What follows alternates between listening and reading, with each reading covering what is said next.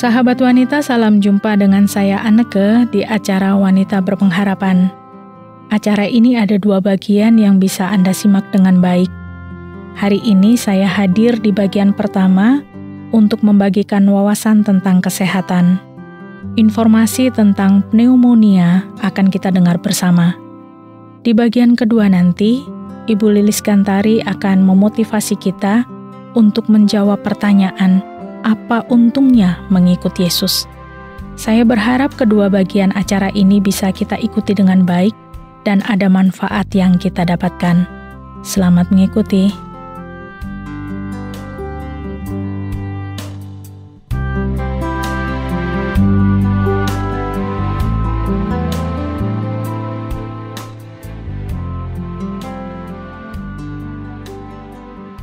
Sahabat wanita, banyak orang bilang pneumonia adalah teman para lansia. Mengapa? Karena penyakit ini bisa dengan cepat menghilangkan penderitaan lansia. Dengan kata lain, pneumonia adalah penyakit yang mematikan, khususnya bagi para lansia. Pneumonia adalah salah satu dari 5 penyakit paling mematikan di negara berkembang seperti Indonesia. Sedangkan di negara maju, penyakit ini masuk dalam 10 penyakit paling mematikan. Intinya, pneumonia adalah masalah kesehatan yang serius yang harus dihadapi seluruh negara di dunia. Mengapa hal ini bisa terjadi dan apa yang bisa kita lakukan? Pertama, penyakit pneumonia sudah ada sejak awal peradaban manusia dan masih ada sampai saat ini. Kedua, seseorang bisa meninggal dalam hitungan jam akibat penyakit ini. Hal ketiga, meskipun lebih banyak ditemukan pada lansia, tapi penyakit ini bisa menyerang semua kelompok usia, bahkan bayi sekalipun. Orang-orang dewasa muda dengan kesehatan yang baik pun bisa meninggal akibat pneumonia dalam jangka waktu beberapa hari saja. Penyakit ini bisa menyerang setiap orang tanpa melihat usia, ras, jenis kelamin, maupun lokasi geografis orang itu. Inilah mengapa pneumonia termasuk salah satu penyakit yang paling ditakuti, sehingga memerlukan banyak perhatian dari dokter maupun pasien yang terkena. Ada banyak pertanyaan tentang pneumonia, dan kita akan membahas 2 di antaranya. Bagaimana kita bisa tertular pneumonia, dan apa yang menyebabkan penyakit ini? Pneumonia adalah penyakit yang menyerang paru-paru. Penyakit ini disebabkan oleh organisme atau virus yang masuk ke dalam paru-paru melalui udara yang kita hirup. Sekali lagi, pneumonia adalah penyakit yang menyerang paru-paru. Penyakit ini disebabkan oleh organisme atau virus yang masuk ke dalam paru-paru melalui udara yang kita hirup. Pada umumnya, kita bisa tertular penyakit ini dari orang lain yang punya penyakit pneumonia. Seringkali yang menjadi masalah adalah orang dengan penyakit pneumonia tidak menunjukkan gejala apapun, sehingga kita tidak tahu bahwa orang itu bisa menularkan virus kepada kita. Sepertinya tidak masuk akal ya, tapi ini faktanya. Pada gangguan pneumonia, saat virus masuk ke dalam tubuh, sampai pada 3 harinya, seseorang tidak akan merasakan gejala apapun. Nah, pada 3 hari yang tanpa gejala inilah, seseorang bisa dengan mudah menularkan virus tanpa dia sadari. Sesudah 3 hari virus masuk, barulah mulai muncul gejala-gejala ringan seperti demam, batuk pilek, sakit kepala, dan nyeri otot. Batuk yang muncul bisa sangat ringan seperti batuk biasa, sehingga penderitanya tidak akan berpikir kalau itu pneumonia. Jadi pada hari-hari pertama ketika simptom atau gejala belum muncul, penderita bisa menularkan virus ini kepada orang lain. Inilah mengapa pneumonia bisa menjadi sangat mematikan. Batuk yang kelihatannya sepele ini bisa menularkan virus kepada banyak orang dalam jangka waktu beberapa hari saja. Dan pneumonia banyak muncul, banyak juga dialami orang pada musim dingin. Jadi untuk para lansia, kalau sudah musim dingin, hati-hati, jagalah imun tubuh supaya tidak gampang tertular penyakit, dan begitu ada gangguan batuk, segeralah untuk jaga diri, berobat, dan gunakan masker supaya tidak gampang menularkan penyakit pada orang lain juga. Tim kesehatan juga berpendapat, pneumonia adalah penyakit yang menakutkan, tidak hanya bagi penderitanya, tapi juga bagi masyarakat luas. Sekitar tahun 1917, di sebuah negara, ada sekitar 125.000 orang yang mati akibat salah satu jenis penyakit pneumonia. Pneumonia sudah membunuh banyak sekali orang di seluruh dunia, sehingga penyakit ini tidak boleh dianggap enteng. Mengapa beberapa orang lebih rentan tertular penyakit ini dibandingkan orang lainnya? Kelompok orang yang lebih rentan ini biasanya tergolong dalam beberapa kategori. Anak berusia di bawah 5 tahun. Orang dari berbagai kelompok usia yang punya penyakit kronis. Juga para lansia. Ini adalah kelompok yang rentan tertular penyakit. Mari kita bahas satu persatu. Anak berusia di bawah 5 tahun. Anak-anak usia ini memang rentan tertular pneumonia karena daya tahan tubuh mereka belum berkembang dengan sempurna, sehingga tubuh mereka tidak mampu melawan penyakit-penyakit agresif seperti pneumonia. Menurut Badan Kesehatan Dunia, penyakit ini berada pada peringkat 1-2 sebagai penyebab kematian terbanyak pada anak berusia di bawah 5 tahun. Itu sebabnya, anak di bawah usia 5 tahun perlu dijaga betul daya tahan tubuhnya supaya tidak gampang tertular penyakit. Kategori kedua adalah orang-orang dengan penyakit kronis. Ini termasuk penderita diabetes, penyakit ginjal kronis, artritis, penyakit paru-paru kronis dari sumber apapun, kanker, dan penyakit jantung. Penyakit-penyakit seperti ini membuat tubuh seseorang kesulitan untuk melawan virus-virus menular, salah satunya pneumonia. Dari berbagai penyakit itu, yang mungkin paling penting untuk diperhatikan adalah diabetes dan penyakit paru-paru kronis akibat kebiasaan merokok. Hal ini penting mengingat banyaknya perokok aktif yang ada di Indonesia. Para perokok ini punya resiko yang tinggi untuk terkena pneumonia. Dan bagi mereka yang pasif yang sering menghisap asap rokok, hati-hati juga karena polusi ini juga bisa mengganggu kesehatan. Paling aman, hindari asap atau polusinya, dan gunakan masker saat berada di area yang banyak orang. Kategori yang ketiga adalah para lansia. Mengapa kelompok usia ini lebih rentan terkena pneumonia? Hal ini berkaitan dengan beberapa faktor. Pertama, kebanyakan lansia punya penyakit kronis. Selain itu, proses penuaan itu sendiri membuat seseorang lebih rentan tertular penyakit. Karena seiring berjalannya waktu, sel-sel dalam tubuh kita semakin lemah dan tidak lagi mampu melawan infeksi sebaik ketika kita masih muda. Inilah mengapa kebanyakan lansia berusia 60-70-an punya risiko yang lebih tinggi untuk tidak hanya terkena pneumonia, tetapi juga meninggal karena penyakit ini. Kita mengetahui hal ini karena tidak banyak orang muda berusia 20-an meninggal akibat pneumonia dengan jenis yang sama. Jadi, vaksin untuk mencegah pneumonia sangat penting juga untuk para lansia. Jadi sahabat wanita, seiring bertambahnya usia, kita menjadi lebih tergantung pada orang lain untuk melakukan berbagai hal. Hal ini terjadi karena tubuh kita semakin melemah.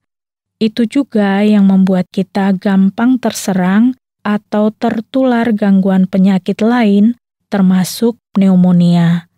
Pneumonia termasuk penyakit yang mematikan untuk para lansia, sehingga mencegah dan menjaga diri perlu dilakukan. Menghindari rokok, menghindari asap rokok, menjaga diri di area kerumunan banyak orang perlu dilakukan supaya kita tidak gampang tertular pneumonia. Pneumonia adalah penyakit yang menyerang paru-paru. Penyakit ini disebabkan oleh organisme atau virus yang masuk ke dalam paru-paru melalui udara yang kita hirup. 3 hari saat tertular virus, penderita tidak menunjukkan gejala apapun, sehingga mudah menularkan virus pada orang lain juga. Penggunaan masker menjadi hal yang patut diperhitungkan, supaya kita tidak gampang tertular dan tidak gampang menulari orang lain.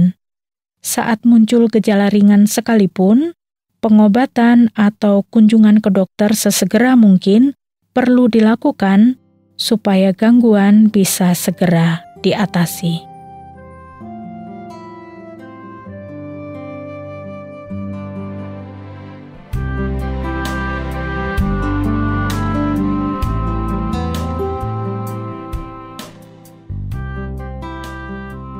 Sahabat wanita, saya berharap informasi tentang pneumonia tidak lagi menakutkan Anda, tapi Anda bisa menjaga diri dari gangguan ini, bahkan bisa segera menghubungi dokter kalau mengalami gangguan pneumonia.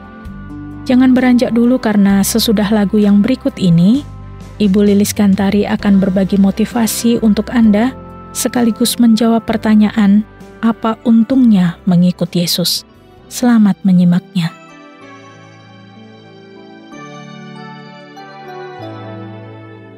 Hanya padamu Tuhanku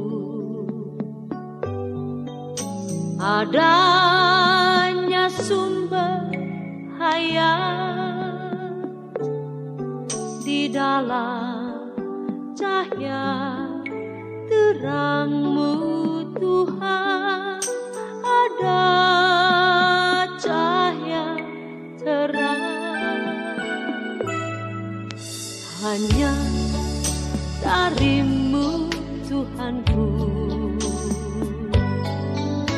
adanya kasih setia, padamu Tuhan aku berharap, karena ku percaya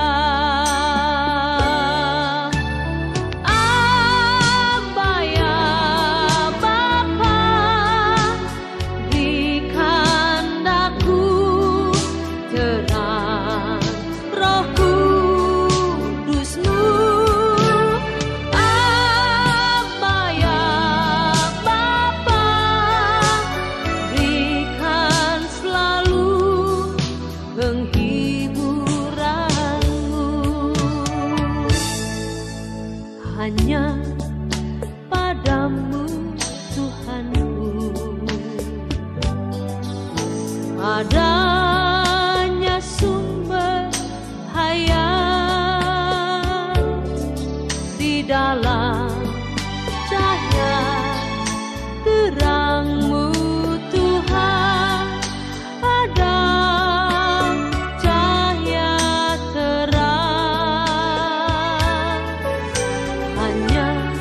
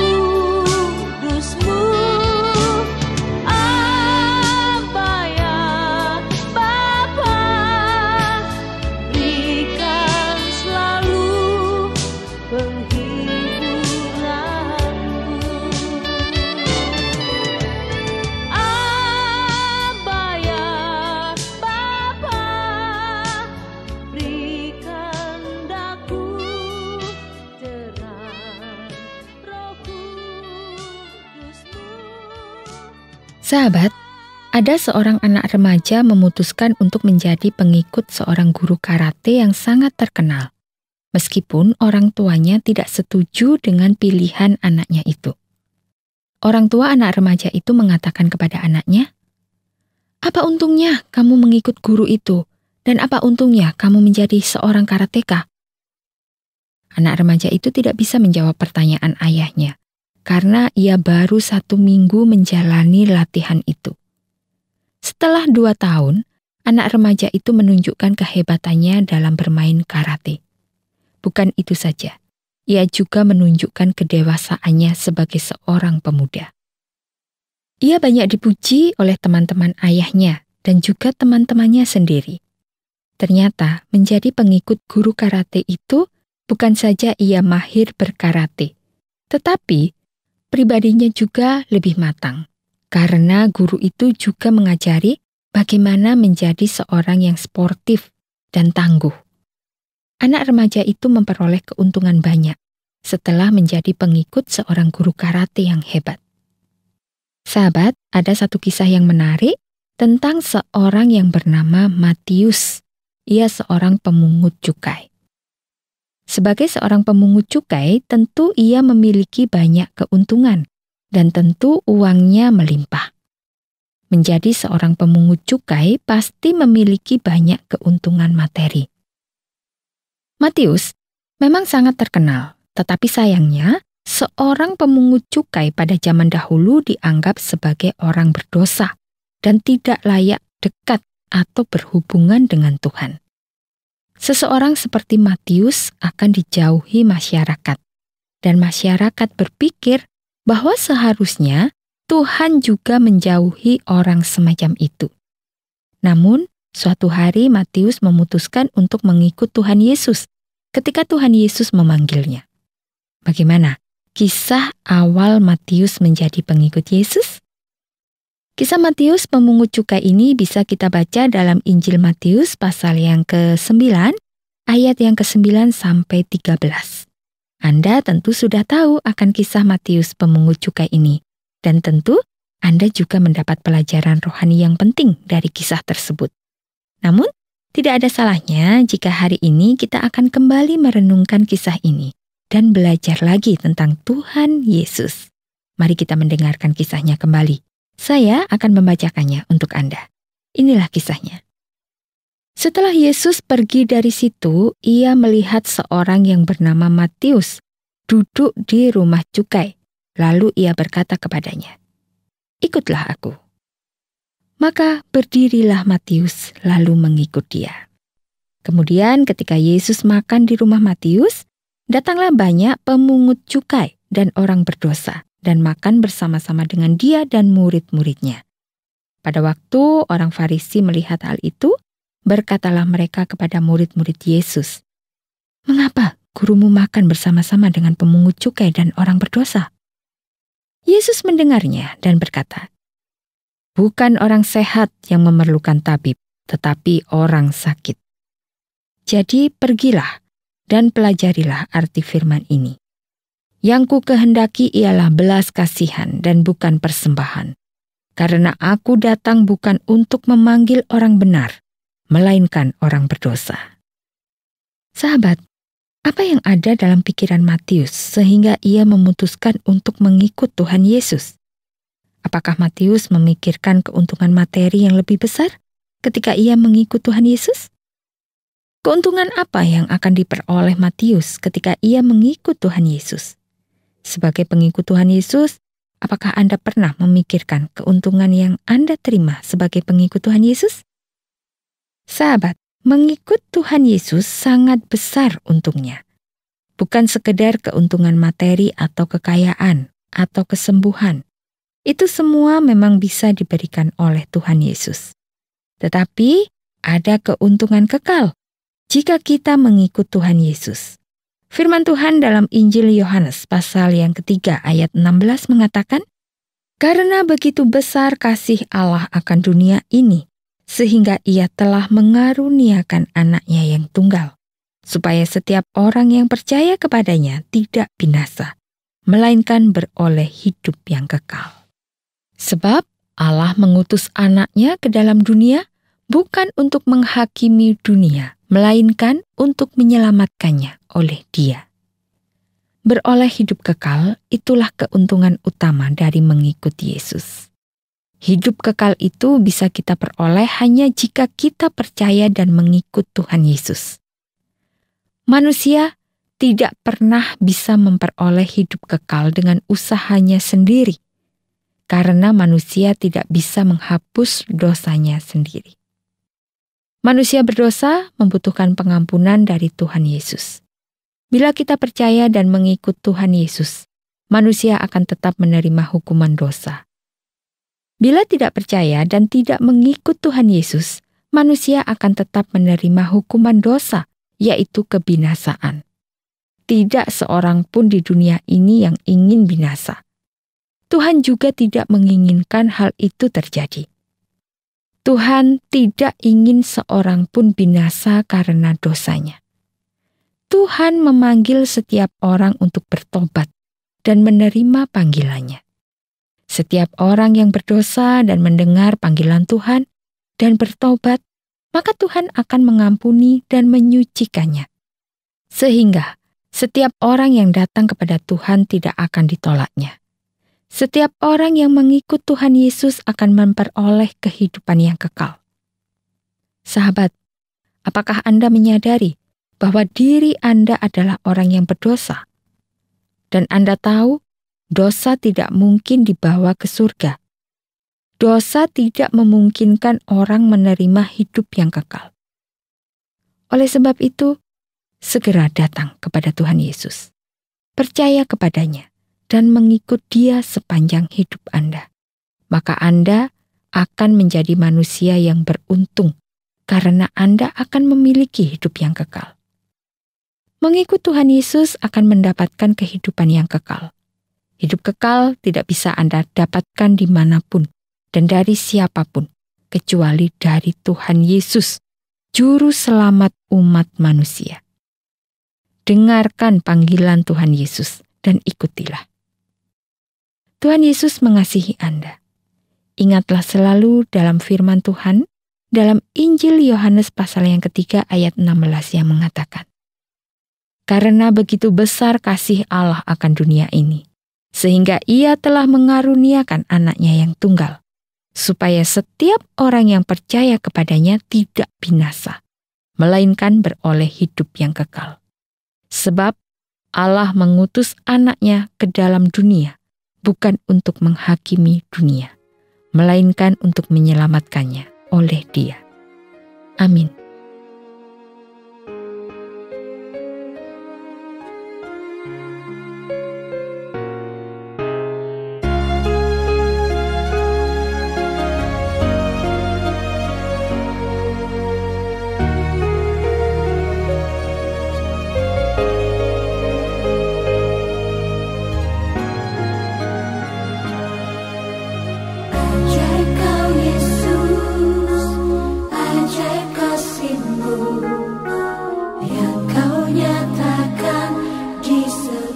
sepanjang hidupku, dari segalanya yang kau janjikan telah kau genapi bagiku.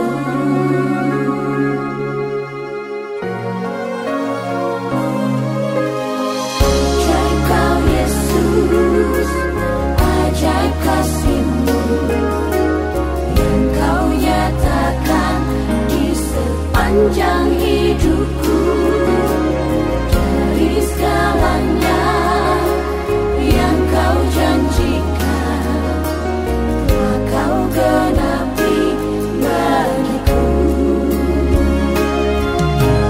Banyaklah yang telah kau buat dalam hidupku, ku mau bersyukur, ku memuji-Mu. Dengan apa ku dapat membalas kasih-Mu? Ku sembah kau Yesus selamanya.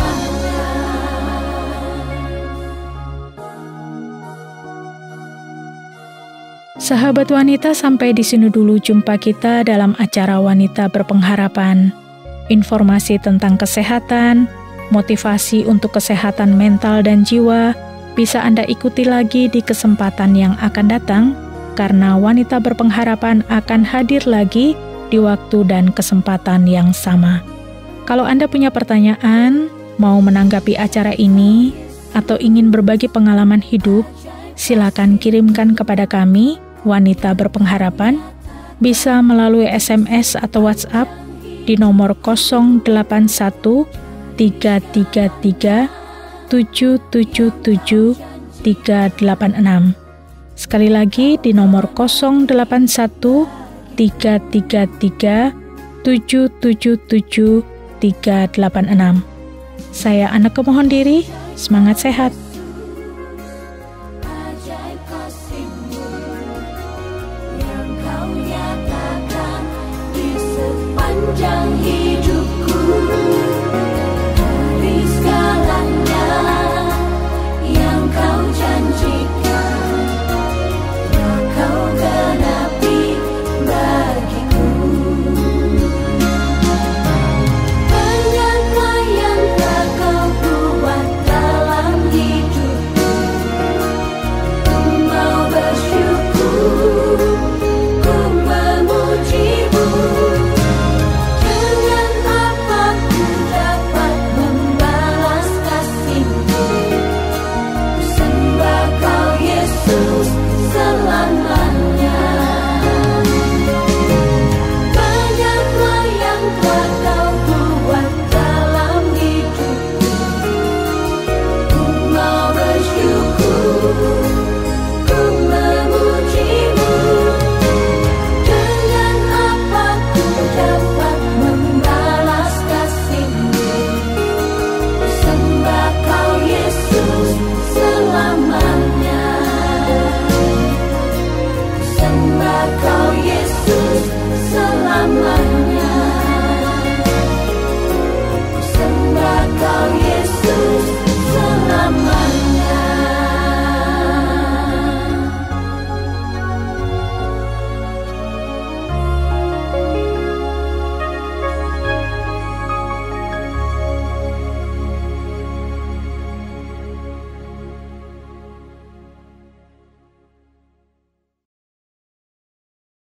Terima kasih Anda sudah mengikuti program kami. Jika Anda diberkati, jangan lupa like, komen, dan share supaya Anda tidak ketinggalan setiap program terbaru kami.